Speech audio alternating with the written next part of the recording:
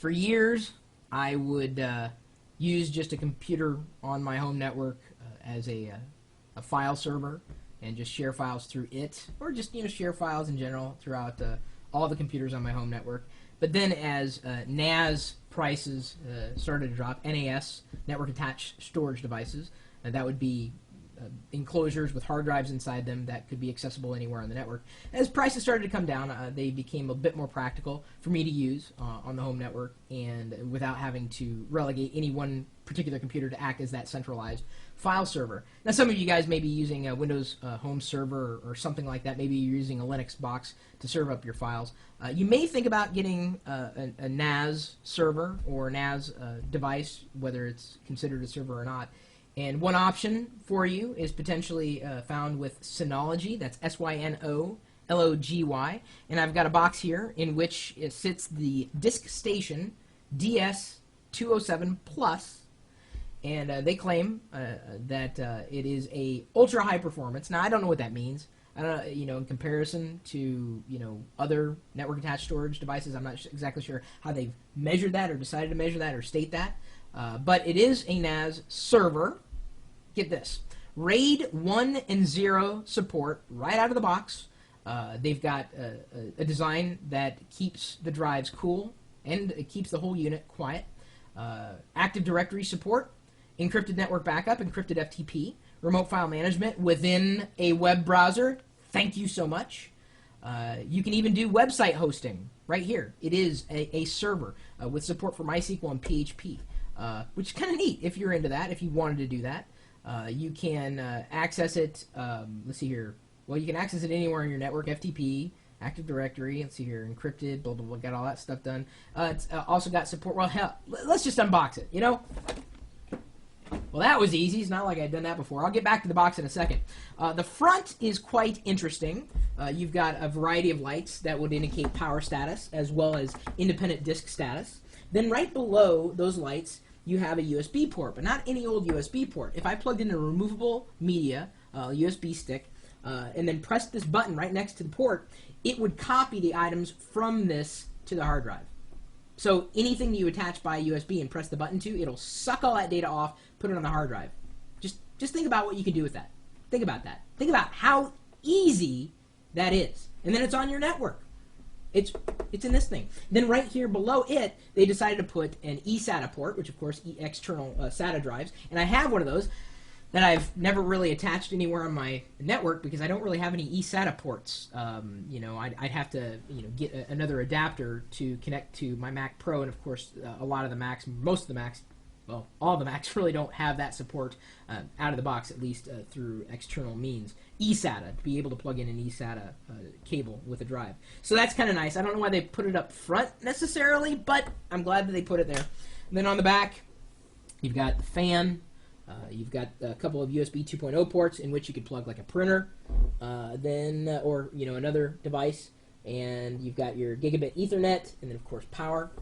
And this thing is jam-packed with features. In fact, when I first heard about these guys through a friend, I was just like, wow, these guys are here in Seattle? How come I've never really heard of them? I mean, where's the buzz? And I said, am I the only one that hasn't heard of these guys? And I'm not saying it's a bad thing. It's just, I'm not really like a NAS fanatic or anything. I mean, when you buy a network attached storage device, if it's working, it's working, but you want to do your research. And for me, it's all about user-friendly features, support for both Windows and a Mac, as much web accessibility as possible. I mean, in terms of being able to access this stuff directly from the web, whether it's a web browser on my home network or from outside my own home network. And so I was happy to hear Synology, being a Seattle area company, as well as having a variety of products that could, serve your needs or serve your files. This is the DS207 Plus, but they also have a DS107, which, think about it, 2 hard drives. The 107 only supports 1 hard drive.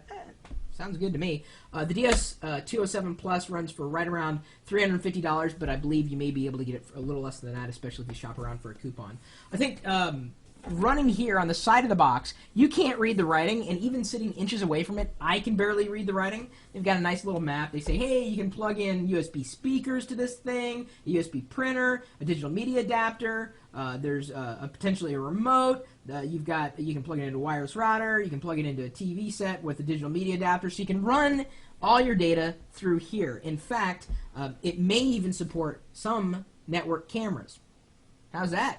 On the side of the box, they state very clearly its specs, and we've kind of already run through a few of them. Networking, CIFS, AFP, yay! And then, of course, FTP.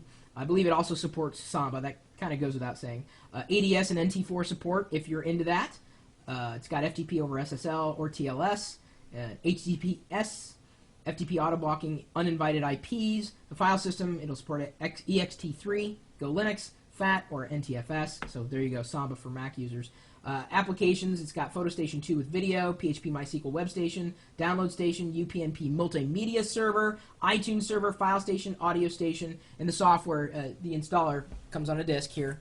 And they say that the installer works with both Windows or Mac, so I just got to assume that's true. The software's got to run on here somewhere, so I'm assuming most of it will be running directly through the web browser. Web-based management, web-based download manager, disk hibernation, duh. User quota, neat. System temperature display. There's a firmware upgrade that's, I guess, easily done. I haven't upgraded to the firmware, haven't needed to. Email alert message, neat. An editable HTTP error message, so when your users run into it. Now, of course, that would just be either me, Ponzi, Wicket, or Pixie, and since Wicket and Pixie are dogs, they're likely never to see it. I'm likely never to edit it. UPS over USB 2.0 port, FTP bandwidth control, and this is where it gets cool. Port range setup for FTP and BitTorrent download. I don't know what that means.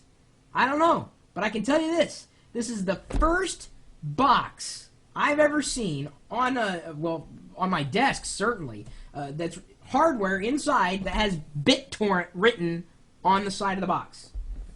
So if you want to download, your favorite Linux distribution legally, you can. And there you go. So it's got support for it. I've already mentioned the one-touch USB copy, which is very cool. Local backup to an external disk. You can plug it in, like the eSATA and whatnot. The utilities, it's got a variety of software. Supported clients, it says Windows 98 onward, Mac OS 9 onward, but of course if you're a Linux freak, you've probably already hacked this thing and you don't even own it. So there you go. The Synology 207 Plus is now going to be a part of my home network and serving up my files, and I think it's very quickly, because of the software and the web-based support, going to replace my current NAS device, and that would be something from Seagate. Sorry, Seagate. You're going to have to, get gutted. I may keep you around for a little while, but I may gut you, take out those hard drives, and put you in another Synology. I'm just saying. No hard feelings and everything, but I got to go with the features. And I got to support as many local companies as I can. I don't know. I read it in a book somewhere. Go local. What is it called? Or maybe that was about food. Well, food, hardware, what's the difference? NUMMI attached storage. Is that what N stands for?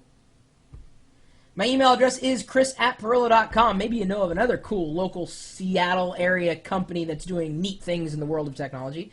Feel free to pass along the resource. I don't care where you're from, what you're doing. If it's interesting, let me know. You're also welcome to stop by the chat room. That's the people down here. Well, they're not real. I mean, they're real people, but I'm saying these are their handles. That guy's name is not really Fiber. Although, kind of wonder, Mango Spork, that is his real name, just so you know.